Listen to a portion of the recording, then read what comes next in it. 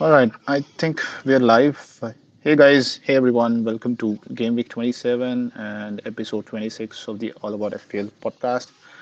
So we are back. Probably I am back, I should say, after quite a few weeks.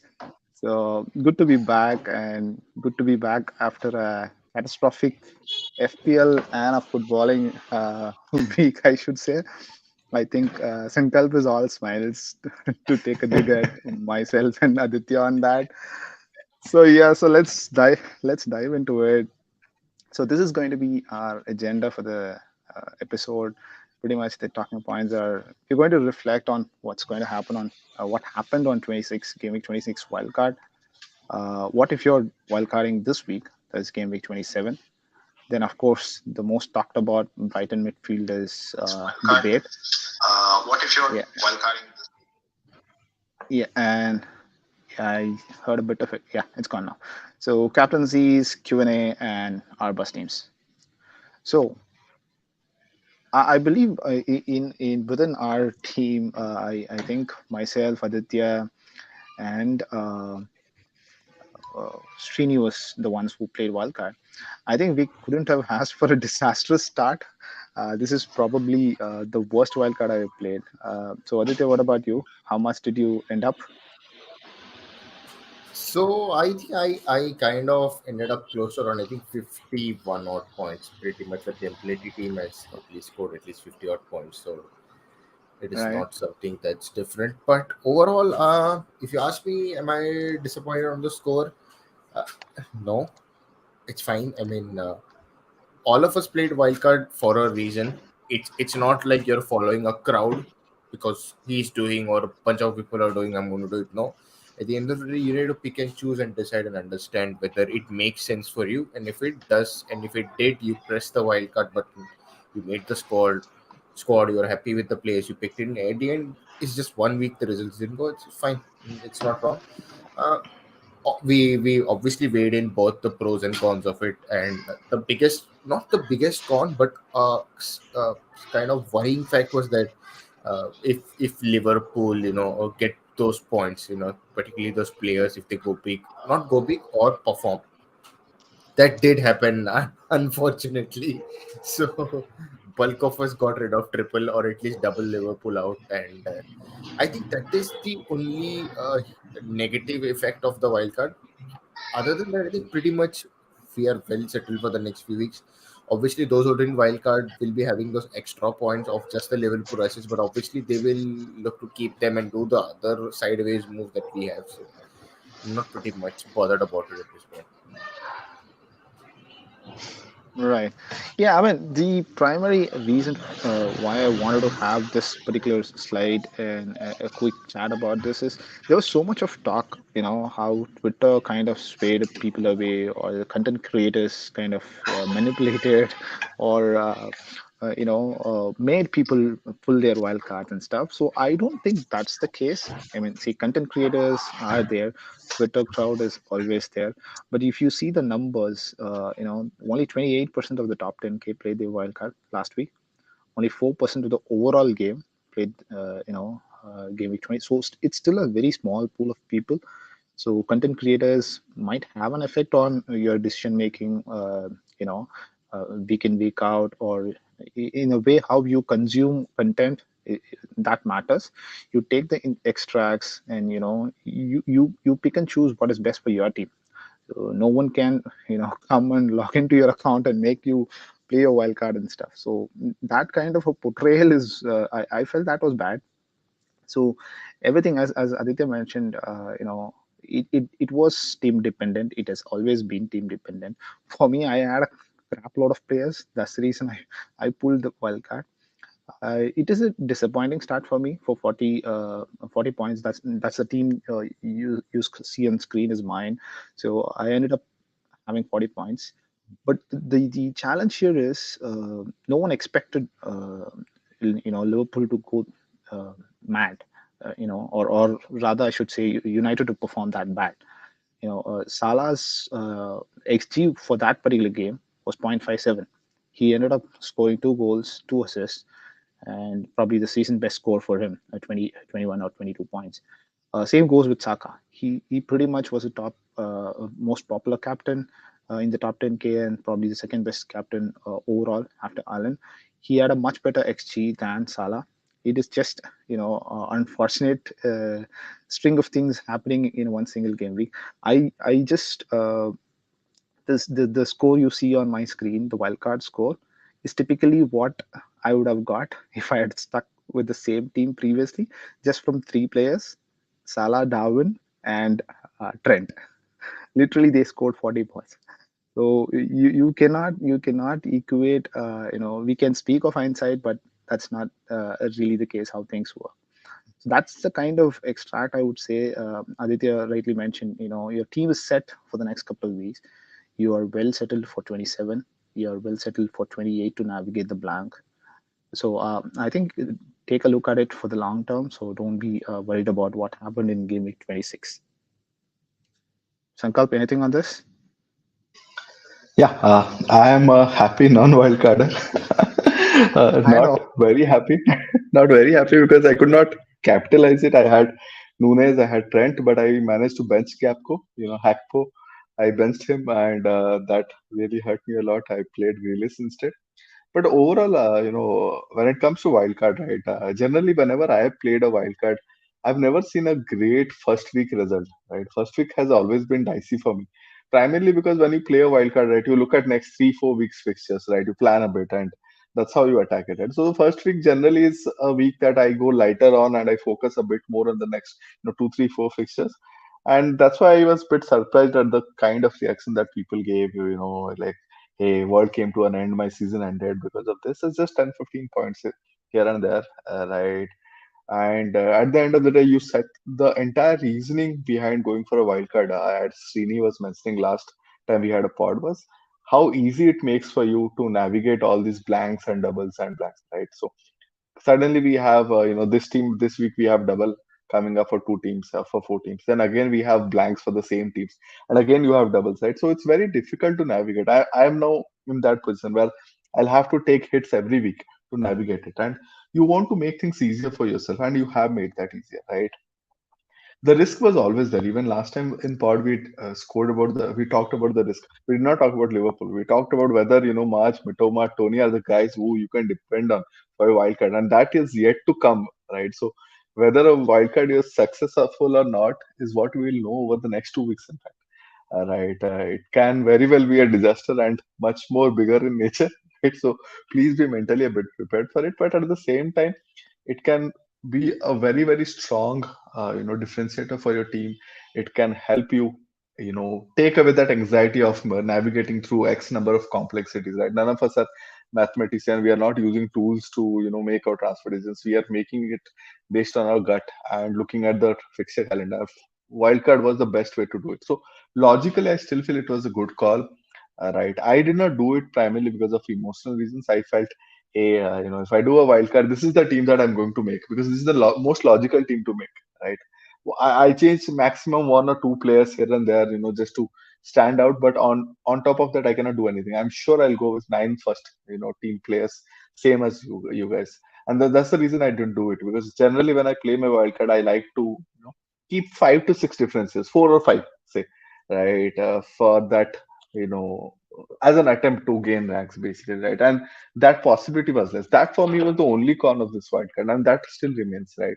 We again, like I said, next 2 to 3 weeks is what we'll see whether it's good or bad. But do not overreact. Do not think this is going to end your season. I definitely don't think so. Even if you mess up, even if this turns out a bad wild card, generally what I've seen is when people save the wildcards and they go in late, right, they also mess it up, right? So wait for other people to make their mistakes while you continue to make better decisions, at least in the coming weeks. Yep, yep, true. All right, that kind of plays a good segue into the next segment. So there's once again there's a lot of chit chat about why not wildcard in game week 27. Instead, people wanted to take one more weeks of information and then uh, look into a draft where we can settle in for a wildcard team. Probably go with Haaland or without Haaland. That's the sort of chat that we are seeing upon. So, what is your take on this, Sankalp or Aditya? I've made two drafts here, more or less similar, but the main difference is going to be, sorry, I just jumped a couple of slides. Yeah, so the main difference is going to be one with Haaland and the other one without Haaland. Primarily, a couple of changes along in that. So, anything you want to take on this one?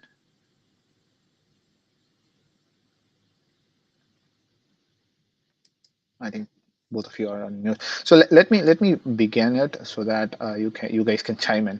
So for me, this particular my original plan was to wildcard in 27. I saw the opportunity of game week 27, 26 wildcard just because that gave me to go early, take the deadwood out of my team and stuff. So if you given a choice, as Sankalp mentioned, I would still do the same, or I might arrive at the same similar kind of a setup. So in this draft that I made here, so you get us six double game week players for 26. Sorry, 27, and Areola probably is the ideal second choice, at least according to me. There are a couple of other options that you have out there. The main reason I picked Areola is he has a pretty good double game week in 29, where most likely you tend to or leaning towards playing your bench boost. That could come in handy. There are two home games for him, so that could be really interesting. And the other aspect is whether to stick with Haaland or not. Haaland is going to be the bigger decision that you want to take on this particular wildcard. Haaland has Crystal Palace this week. However, he's blanking next week and then plays against Liverpool in 29 without a double. So those kind of decisions, kind of put me into this sort of a setup with Haaland, and this could be without Haaland, where you can take advantage of Watkins, go a little early, make use of the fixture that he has in 28, and then he has a pretty good or a decent double in 29, and that's sort of a take. So is there any major changes or tweaks that you both would, if you are playing your wild card, or let's say Sankalp, you still have your wild card, so would you go ahead in case if you want to pull, or would your draft be something similar to this? Yeah. Currently, I'm not planning to wildcard, right? Because the reason for me remains same, right? It's the same set of fixtures, the same set of players. I don't want to attack, and uh, I want to have a bit of fun because I think my rank is somewhere around 900k. So the reason has been, is shifted. Right? I want to have fun. 29 looks like a good week for free hitting. Right? When we were talking very early on, this was a mad thing in my mind, and I've stuck to it that I can free it that week. But if I'm going for a wildcard, I think this looks like a very good team.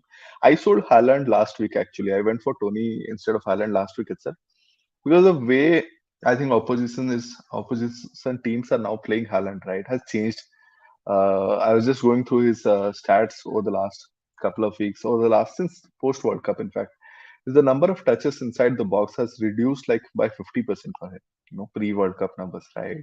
While he's still giving points, I think he's still giving a healthy 5.5 to 6 points per match, right? I've started looking. Most of us have started looking as alternate options for captaincy, right? And if I'm not captaining Haaland, I feel that it's a good enough, reason for me to start looking at alternate players who I can play instead of Haaland. And like you said, this week they are playing Palace away. I feel Palace is a good team at home, physically strong team. The defenders are very strong in the air. They will again, crowd out those central areas. They'll crowd out Haaland, and I feel that maybe I will get away this week, right, with maybe an assist like last match or maybe one goal. I don't think it will be a hat trick kind of a week. Fingers crossed, of course. And then there's a plank, and then again they play Liverpool at home. I feel Van Dijk is a player, goalkeeper, defender who will definitely take care of Haaland. So 3 weeks are there, out of which you can go for teams which has two forward, two doubles, right? I think the upside is too high, not for you not to try, especially on a wild card, right? Like I said, wild card is a chip that for me is the best chip of them all, right? It gives you the maximum ceiling or maximum potential to change things for your team, right? And if you really want to do that and you want to do it using a wildcard, I think it's a very good time for you to take that risk, right? Go for a player with 5 fixtures against Haaland's 2, right? Right. And then And then even if you miss out, I don't think you'll miss out by a lot. Right? You just have to go with the correct set of players. And this draft looks good for me. Watkins is a player on form. Tony obviously has two doubles. Kane continues to trickle along, and I think the reason you also have Kane is when in 38 or 31st game week when you want to go back to Haaland, he's the guy, right? You don't need a lot of money. You just want to put in another couple of million, Yep. Yep. another 1 million, and you can move out, right? So that's Right. one of the reasons that you can go with a player like Kane, right? So this looks like a good fixture. The only thing that I might change now, right? So for example, now you have Kane primarily because you want to keep that money in the forward slot. I would maybe looking at the form, I would go with Salah, right? And for me, if you have Salah, right, the transition from Salah to Haaland is two transfers. That's all, right? So I would attack this game week, go with Salah, right? Find an alternate guy for Salah next week, right? And then transition out to Haaland in a couple of weeks' time, right? I would rather go for a player like Brennan Johnson, someone like that, because while Kane I know gives you points, right? He's just trickling along. That's a major problem, and I've been a Kane owner for strong part of the season, right? I've captained him like 4 or 5 times by now when people have gone Haaland, and most of the times he has outshone Haaland, but by 2 points, by 3 points. So he's not giving you those high double-digit, returns, and that's one of the reason that again, if you're on a wild card, I would say go a bit punty. There are not a lot of people with Salah, right? People who have sold Salah are not going to get Salah back because it's not easy to do that. And you are on a wild card, Right. right? You can plan that out. So if you're there on a wild card, I would definitely go, play Salah. In fact, if you can even bench him next week, right? Because you would love to play him in game week 29 as a double. Right? It's a rare time in FPL where you have Salah as a differential. He has like 30% ownership, right? Perhaps one of the best differences you can Right. have when he's He's on form. 27% ownership. Right. So that's No, the see, only change I would do. yeah, the only reason I probably in this particular draft I didn't go near Salah is that yes, the hype around the United result and the way he dominated, his performance was really good and all that, but the fixtures are not appealing to me. Of course, 27, it's Bournemouth away. It's still a pretty tasty fixture. He could come out with a haul and stuff with current form or the momentum around Liverpool probably coming after such a great win. But 28 blank, 29 double is not that easy on paper. It is City and Chelsea. Again, 30 it is Arsenal at home. So on paper, at least, these are a bit tricky fixtures. It could go either way. So that's the only reason for me to stick around with Kane. And the other reason, as you rightly mentioned, Kane to Haaland is a pretty easy move whenever is required. You can do that jump, a sideways move so quickly. And Kane is also there for another reason, like in an odd game week when you don't have Haaland, he's a decent captaincy options as well. If there is no other options in and around in your team, probably Saka could be the second, because we have filled our teams with Brighton midfielders and stuff. So that's another reasoning for having Kane along. Yeah. Yeah, I think the best reason is perhaps next week if you're looking to captain Kane, right? Then you need to have it, right? 28, he comes out as a good strong option. But if you're someone who's captaining, say someone like Saka, then you can still get away, right? So if I think it's a good time for you to make that decision now. Are you looking to captain Ken next week? If yes, then have him this week. If not, then things may become easier for you to even go for a without Kane draft. Right? Right. Right. All right. So I think that's pretty much about the wild card. Quickly on the fixture ticker, anything that you guys want to add? Look into. I think this is pretty much. We talked about it. You guys talked about it in the last week as well. Focus on the Brentford, Villa, or Brighton players this week and next week, so that they have Villa and Brentford particularly. They have uh, options playing in blank as well as doubles to be followed. Leicester and Chelsea are another potentially good team. The reason I went early for Madison is to cover that. Unfortunately, he didn't, come out with what is expected. So that's about the fixture ticker. Yeah, anything you want to reference out of this, please make sure to pause or take a look at it. Make your plannings accordingly.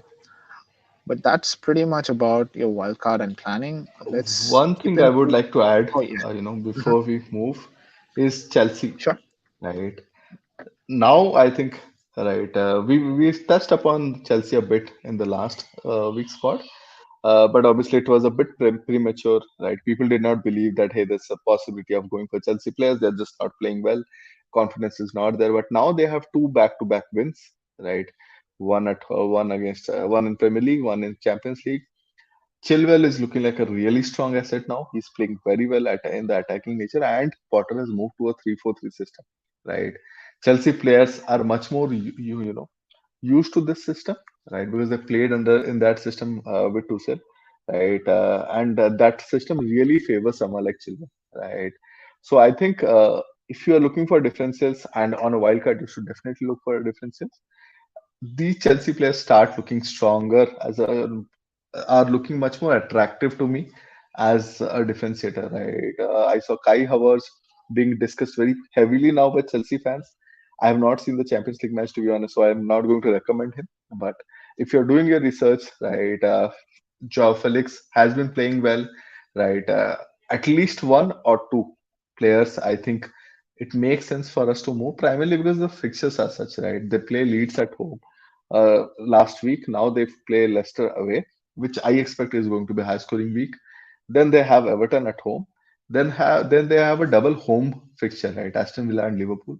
Again, Liverpool might not be easy fixture, but I think both the fixtures will be a good scoring one, right? So if you're going for attacking fullback or if you're going for forward, but again, that one slot, right? If you're taking out a Haaland or Kane, who is the player that you go for?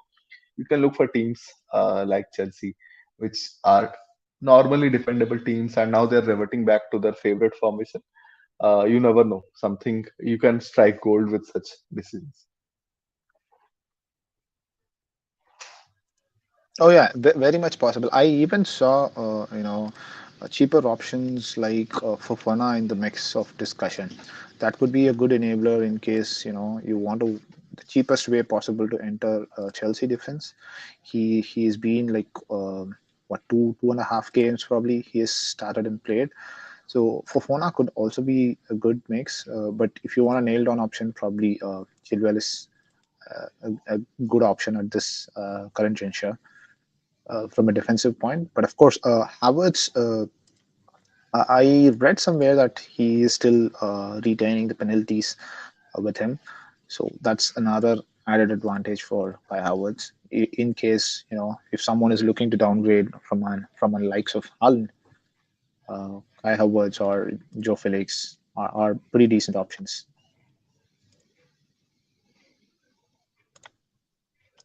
right? Let's jump on to the meat of the content here, the Brighton midfielders. Yeah, we keep debating All this, right. right? We keep discussing this point almost every 2-3 weeks now, right? March, Mitoma, Mac Allister, the three M's. Uh, if they did not have a blank next week, I think we would have gone with all three and just closed the debate. But now you have to choose, right? So there are two things that we wanted to share. One is an overall picture under Deservi, how they have been playing under their new coach, right? So thanks to Chris Glover, who shared the stats yesterday, right? So if you look at March, Mitoma, and McAllister, right, just look at the XG 90 or non-penalty XG, right? March has been doing fairly well, right? 0.23, XG and zero point 0.3 XA, so zero point 0.5 around 0.454 XC plus XA, which is really strong, right? So over a double game week, you would really want to have a player like that. If you look at Mitoma, he's picked up a lot after the World Cup, but overall he's still at a 0.44 XG plus XA plus per 90. This is again a good record to have, right?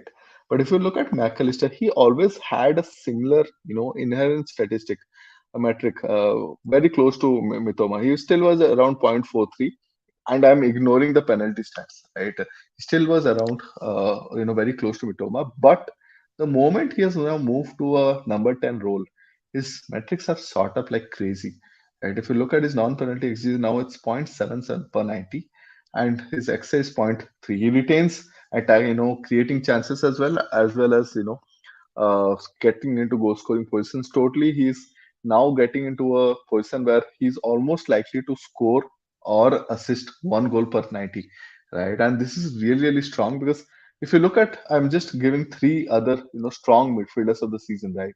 Rashford, Odegaard, and Saka. These three are the midfielders who have done really well for us this season. If you look at Odegaard, he has a XA plus XG of close to zero point 0.6, 0.5 9. If you look at Rashford, he has really strong XG 0.54 and XA of 0.11. So it's a total of 0.65 and it's very similar for Saka 0.65. If you compare Mac Allister XG with Rashford, I think that gives you a very clear picture, right? Rashford is getting into opportunities to score of 0.54 XG, right? Well, Mac Allister is getting into opportunities 0.77, and I'm completely taking out the factor of penalty. I'm just not looking at penalty because you never know whether he gets penalty or not, right? So this factor is something which has now started playing in people's mind. If you had asked me 2 weeks back, it's very simple for me. March and Mitoma, just go there and close it. Now I see more and more, reasoning, more and more logic why you can go for McAllister. Again, he's not my first choice because of the price rises. I've already done a Mitoma move. Now I have to select the second midfielder. I'm still more or less going to go with March. I'm trying to play conventional there, but I'm just saying that if you look at his heat map, if you look at his score, metrics, and the fact that he's now in confidence, not a bad move at all. Not a bad move at all. Right. So Aditya has been relatively quiet. So anything you want to add, Aditya, on I Brighton?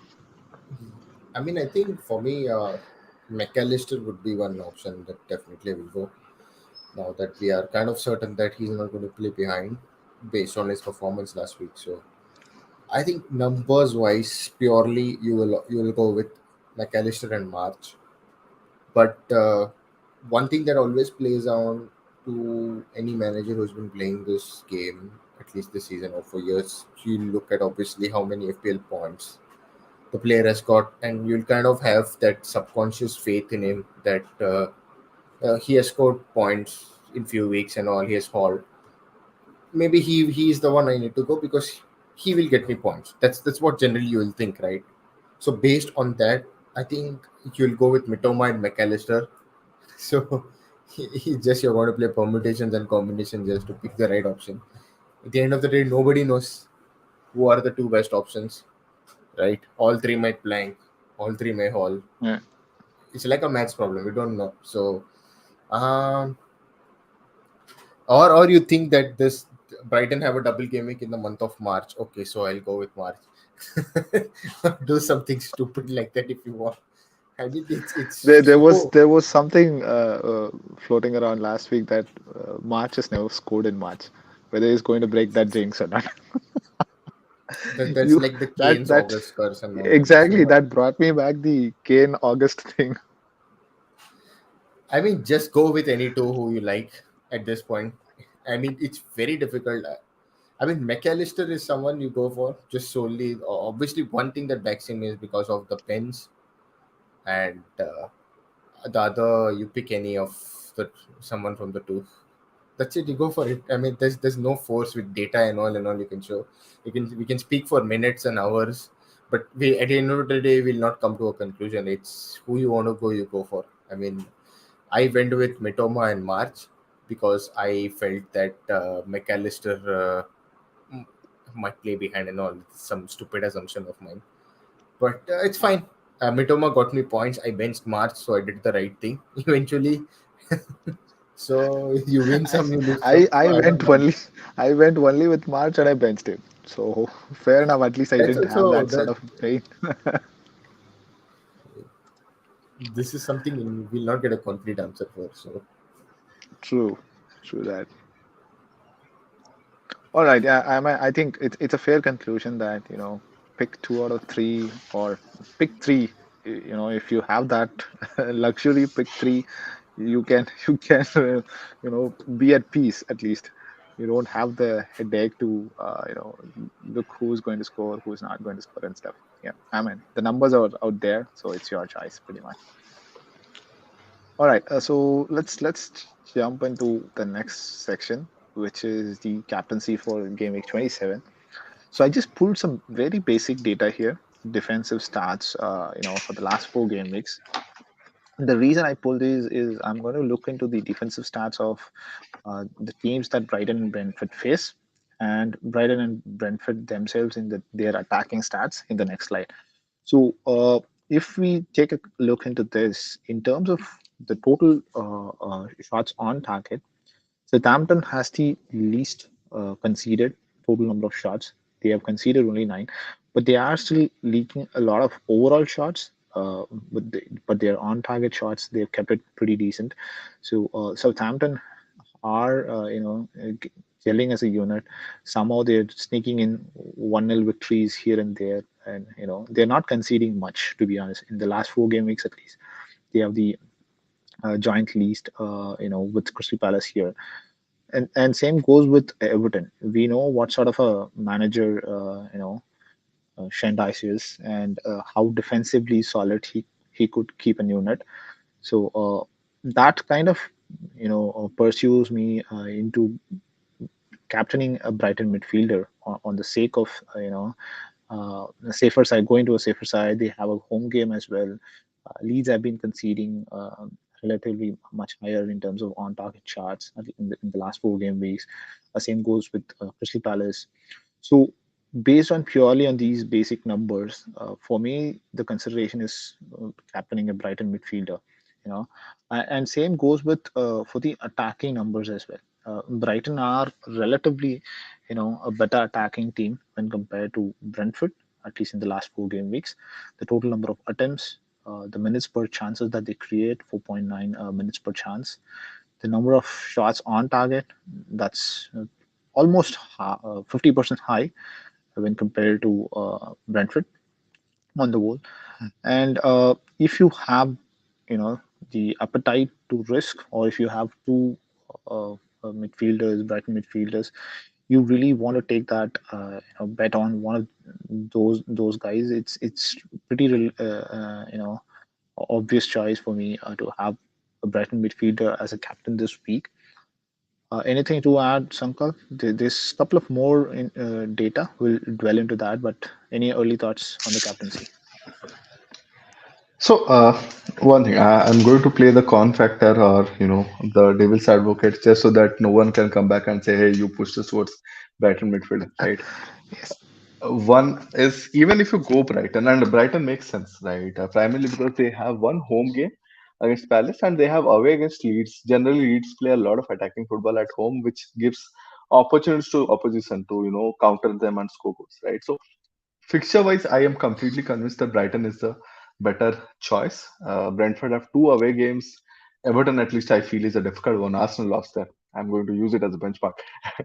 So you never know, right? So with Southampton away, also you never know. And I've also found that with Brentford, Toney is the only captaincy option, right? That's a pro that who's the guy who's going to score goals, but the con is he's never consistent, right? He misses scoring against easy teams. He scores against teams like Arsenal, Chelsea, right? And you never know when to captain, right? He keeps, he goes on breaks for 2-3 matches, then suddenly scores a 15 pointer in one match and again goes on break, right?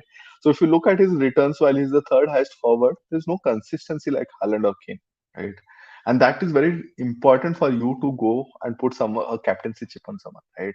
So taking Toney out of factor, now you know that you want to go to Brighton midfielder, right? Who do you go for? Right? We just spoke about the last slide, right? Where we said these are the 3 people. We don't know who we want to select even two. Now from selecting them, you want, out of that 3, you went for 2. Now you want to say out of these 2, I want to captain one. Who will you captain? Who's the right answer? Right. And that Nobody. for me is the exactly right. It's a very risky move. You might have one match where Mitoma gives you 10 points. You might have one match where March gives you 10 points, right? And you have your captain on Mac Allister waiting for that penalty to come, right? And and for me, the biggest con of this is, there is no standout option. It looks like, it's very easy for you to choose Toney. It's very easy for you to choose March or Mitoma. I don't think there is any standout option here. And that's why I want to, go back and tell you, look at the fixtures, right? You have Yes. you have United players, There are 6 right? Who are options. There are a lot of options. You have a United players who are pissed after we have still not spoken about the fixture. Okay, out of respect to you guys, we have still not spoken about the fixture. But these are players, right, who are playing for the third best team in the league and who are really pissed. And they're going to play Southampton, the same Southampton at home at Old Trafford, right? And you have a player on form, Rashford. You are ignoring him for these guys, right? You have a player who just gave you 20 plus pointer, and you're crying about, my wildcard failed just because of him. And he's one of the best goal scorers in Premier League history. Salah is going to play Bournemouth away, right? You are ignoring him, right? So there are multiple options, and there is Kane also, who has a good fixture at I home, was I right? was going to mention. Yeah, That's one of the reasoning. The reason I wanted to put this stats out here is to take this discussion into the next level. It's let's not be let's not the double game week cloud your eyes. There are still a pretty good amount of single game week players whom you can captain. This is basically to dissect between double game weekers how the things look like, but what is your risk appetite? How much are you ready to weather? If you're ready to stomach the risk, go for pick. If you have a crystal ball which says this particular Brighton midfielder is going to be the top scorer, go for it. But otherwise, yeah, there are plenty of single game weekers out there, which are equally good. Sankal, you pointed out one important factor, the hunger for Manchester United. They have a point to prove. They have, they want to make a statement. They might come back to, have a big win against Southampton. Yeah, these are pretty good reasonings. and Liverpool are also now chasing top four. Let's not forget, right? With Spurs Yes, yes, slightly they're almost there. struggling. Liverpool are almost there. They are not far away. They have played less fixtures than Spurs, and if they continue winning, they are definitely going to get into top four because Spurs are not consistent at all, right? So these are strong logical, reasons why you should look at these players, right? If I knew for sure, Brighton had a player like Brentford has Toney, right, who's the ultimate end point, right? If Brighton had such a guy, I would have liked to go there, right? People are going to say Danny Ferguson, but Welbeck. Ferguson, Let's Danny Welbeck, Ferguson. Again, we don't know who plays up front, right? So you might have one true, match true. where Ferguson plays, one match Danny Welbeck plays, right? From a risk point of view, I do feel, my gut says Mitoma is the least, risky guy. I feel that he'll get involved in some At least factor for sure. somewhere. Yeah, He'll give you true. something. He'll give you something, right? Find he's the guy that if I definitely have to go there, I'll go there. But I just can't look beyond Rashford, right? Any other game week, if we did not have doubles with this fixture, I think all three of us would have gone Rashford, right? With this fixture, right? So why am I changing my mind? I Yeah. want to So quickly add a few one things other. here, Suresh. So, Please go ahead. just quickly summarizing, I think I kind of agree with Sankalp is saying. I think there are a lot of other players, like he said. I mean, Salah, if you have Salah, he's an option. Known as Gakpo, all in the same category of box. United, you have Rashford and Fernandes. Luke Shaw, outside shout. 3 you have. Then you have Kane. Then you have Saka and Odegaard. Don't forget them, obviously. They are at the top of the league. Again, we are all forgetting Haaland. Yeah, although Crystal Palace bogey team and they struggle, Man City struggle and all, but he's still a player people fear this season, right? You have so many He options scored now. a hat trick against them at home. I I mean, was just I to was remind about to, you. I was about to Now, mention the reverse picture. He scored 17. now we come to these these two sides, Brighton and Brentford, who are playing well this season. No doubt, they're playing well. If I see these 4 teams they're playing, when Brighton is playing Leeds away, Palace home, and Brentford is playing Everton and Southampton, both games away. All these 4 teams can all of a sudden start defending well in a game. Leeds are now under Javi Gracia. Obviously, Palace are managed by Vieira. Everton, Sean Dyche, no doubt. Southampton, yes, bit, but they have been defending well. So these all the four teams, all of a sudden, all of the defenders could become Maldini, and things won't go your way. We all don't know what will happen. So, but again, Tony is someone. But what happens is we are the same managers who captain Josh King and Emmanuel Dennis sometime last season just because of a double game week, and mathematically two is greater than one. So they play two fixtures, these teams play one fixture, and people will run to that side. We all wildcarded to get in so many players. Now, after wildcarding, getting in nearly 4, 5, 6 doublers now, and then you say, oh, the good captaincy option is player from a single game week. What will you think at this point? Yeah, I mean, see, there's another outside chance or a caveat I want to throw into the discussion. So there is a very very minimal chance of weather impacting the Everton Brentford game. So it is pretty snowy in Everton currently, but it's 0.001 chance. I'm not saying it's going to happen, but just Keep an want eye to throw out. that caveat. Yep. Keep an Keep eye an eye out. out.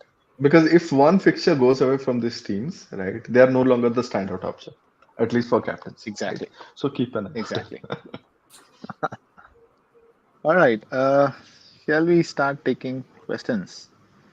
I Yeah, think I that's think pretty we much should. what we have for captaincy. So what's the final answer? I mean, Who are you see, guys, captain? Who are you I'm captain going for for a single this? captain. Yeah, You'll see my bus team. Right. Currently, Okay. it is on. Okay. Shortly, you'll see it is currently on Kane. It'll be Okay. between Kane or Rashford. So yeah, that's going to be. I'm going on a single game. This is to Aditya's point. This is basically to summarize and bring this discussion together. If you have the risk appetite, or if you still feel two is greater than one, and you want to go towards a Brighton midfielder, you have a crystal ball, go for it. Pick the right one. We wish good luck for that. Otherwise, Tony is a decent option, but if you ask me, it is more than enough to have these players. You already have a good amount of players. You have a couple of Brighton midfielders, a couple of Brentford defense. You have Tony. You have good amount of players who basically cover the double game weeks. You need not overdo that by captaining as well. And if things go wrong, it's going to be catastrophic. Rather split the risk, have it on a good single game week player who's solid, who has in form, the team is being in form, and all that good stuff. So spread that risk out and play it on a single game week player. That would be my take as well. And Right. where is the captaincy chip for Aditya? Right? Who are you going with? We'll see the bus team. That is, the Ach. bus team will give you the bus answer. All right. Let's So let's go. Let's go with the bus teams then. okay. Before we go there, let's just have a look at the questions, maybe, before we start. Oh, okay. Yeah. Let's take a look at questions once again. Aditya, you want a pen? Or okay, go ahead. Have all the chips. Can you help me, guys, with your with the chip strategy? I think last week we really covered it in detail. I don't think answers have changed that much, right? The best weeks for wildcard remains. Last week was one, you did not do it. So either you do it now with a target for bench boost in 29, or else you do it in 29. There are some people who are doing it 29, or else you can delay it till say 32 or 33, and then bench boost in 34, right? Now, free it is something which is purely your team dependent, right? You can attack the blank fixtures or you can attack the mini doubles, depending on where you want to swing, right? Free it something as a chip, I feel like you can use it anywhere depending on what's your style of play.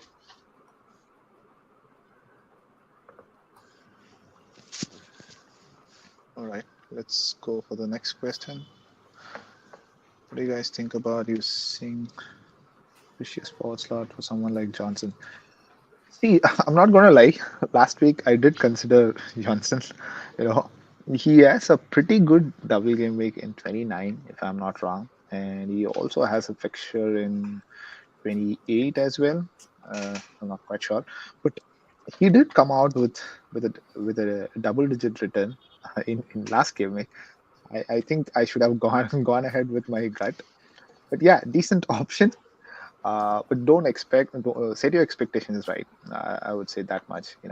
He's not he's not kind of a striker who's going to score you week in week out kind of a thing. But good to play in and around this blank and double game weeks period. No, Forest has been playing good at home, particularly. So that's one aspect to consider. The fixtures turn for them very strongly. So once they close out these doubles, right? I think from 31 onwards, they have United, they have Liverpool, they have Brighton. So if you're going there, it's Yep. a short-term move, right? Go with a point to Right. attack the doubles and then plan to move out.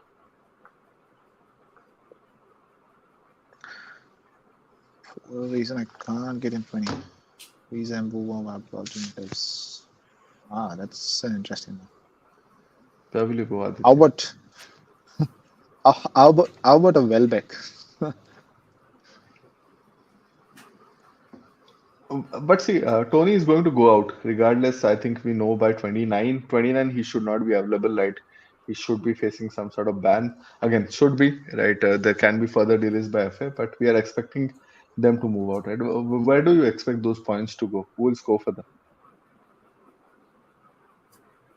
Brentford? You transfer Tony out. That's it. And don't expect the points. No, Brentford. It's if Tony is not there, it's Mbomo. Mbomo is going to be the single focal point. That's how they have played. They have tried him in a couple of positions last season as well, this season as well. So if he's not there, it's Mbomo. So yeah, even Visa is still kind of a impact sub that they bring in. In an odd game and try to change things up, that kind of a thing. But Mbomo is definitely a pretty good shout. If you're short of funds, go for Mbomo. Welbeck is a wild one that I just throw there. He's still not a regular, so don't take my word as a you know. Right, Yeah, I think Bumo is the option.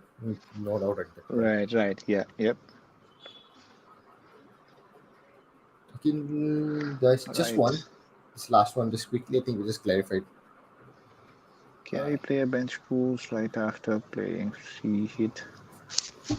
Sorry, You can, Yeah. yeah, you right? can. Okay, It's just yeah, that the yes, you team can. will change, right? The team goes back to your original team, and you are Yep, supposed to bench exactly. boost out of original team. Just remember that. Don't expect the free hit team to be there next week for you to bench boost. So, all right. Any other questions, Aditya? Should we move to? Okay, let's go ahead with the Yeah. bus teams. Samkalp. Yeah. I have made one change so far. I've sold Grealish for Mitoma. I want to make a second change. Most probably, I'll be selling Hackpo. I like, okay, I've missed out his points. I've missed out his points, right? So I'm going to sell Hackpo, and I think 95% I'm going March, and I'm not going Mac Allister primarily because I feel Mitoma and March are two long-term assets. In case I have to hold them, I'll still be okay holding them, right? And these are the two moves. Captain for me is Rashford. Set and forget. All right, fantastic. Let's go ahead with my team. So I'm pretty much not going to make any changes. Of course, coming back of a wildcard. Captaincy again, it's going to be either Kane or Rashford. So that's going to be the mix, and the vice captain would be on Toney, of course. Um, that's the ideal choice that I have. Yeah, that's pretty much straightforward. And what about Aditya? Ah, there he goes. One double game week captain, at least for the sake of discussion. Yeah, so this is again bus team, right? So this is just set up like, oh my god, there's a double game week player. Okay, here goes the armband. So yeah, I've not really had time to think of about it. Obviously, now we have discussed that. I'm going to think, and then I'm going to decide. But obviously, we have a lot of enticing single game week players, obviously, and I'm benching two good players, right? Odegaard and Three, Yeah. Zinchenko, and three, four. Are you playing the bench boost this week? no, no. Just So remember this answer. You never know. This week's return might be higher than that of Game Week 29. let's see. I So, mean, last week, as very I much said, right? possible. So yeah, I mean, Odegaard and Ginger would end up outscoring Mitoma in March also. So we'll see. I don't know. Let's see. So, Bench push, I've like not. I'm not totally convinced now. I mean, obviously we're looking at Gaming 29 being as the biggest double game week this season, and everybody's looking there. But it's like again, you have 29 is after an international break, and that fear will again drive you to use a bench boost now here and there. So I've not thought about the bench boost and the captaincy. I'll be straightforward, but bus team, here you go. Here's the bus team. Twitter template draft, whatever you want to call.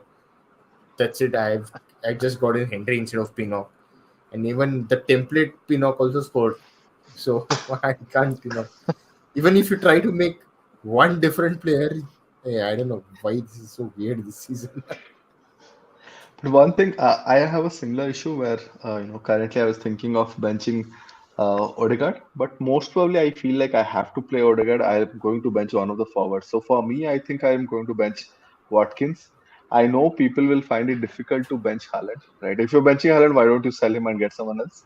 But I somehow internally I do feel Odegaard has a stronger floor at least, not a stronger ceiling. Obviously, Haaland's ceiling is always top notch, but I feel the floor with Odegaard is somehow a bit higher than Haaland.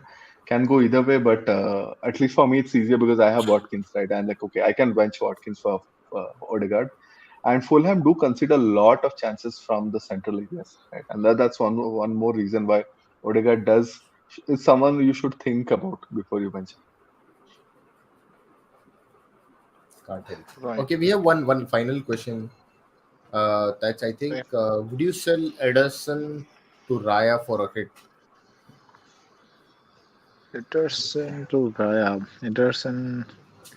Yeah, I generally don't, do goalkeeper transfers. I consider that as a pretty luxury move. But given Henderson has a blank next game week, probably, you take advantage of three fixtures for one in that sort of a contest. Yes, why not? I will not do it. I mean, it looks too good to be true, primarily because I feel all the doubles are away fixtures for them, right? This week they have Southampton and Everton. I feel like they might have one clean sheet, right? Next week they play Leicester at home. I don't see it as a clean sheet fixture. I see both teams scoring, right? And then the week after they play Brighton and United, both away matches. And United again, there will be a revenge factor, right? There's that 4-0 in their mind, right? So I don't think there's a lot of, movement out of it. It makes sense to sell Ederson. I'll just look at a different player perhaps, like someone like Steele, right? He's 4 million and you can bench him also after this, right? I'll bring in a Steele. His fixtures are better, and because it's 4 million, you will not bother. Also, again, you'll have that one playing goalkeeper and 4 million player on the bench at least, But unless what what your about other what about the yeah blank? Uh, yeah. he That's what he my again point has. was. Who is your second goalkeeper, right? If your second goalkeeper is Yeah, playing yeah. next week, then it is easier for you to bring one of these Right. guys, right? Be Raya, and if he's looking at Raya, so I'm assuming he would have someone playing next week, right? All right. Yep, that's pretty much the end of this particular episode. Uh, I believe hope we have answered all your questions. I see Surya actively answering in the comment section as well. So great, guys. Thanks for joining in, and do consider supporting us. Keep subscribing, keep liking, keep sharing the content, and please shower in your comments, any feedback. That is much appreciated. But otherwise, we'll see you on the other side of the next game week. So thanks Aditya and Sankar. Good luck to you guys, and good luck everyone. Bye. Cheers, guys. Bye.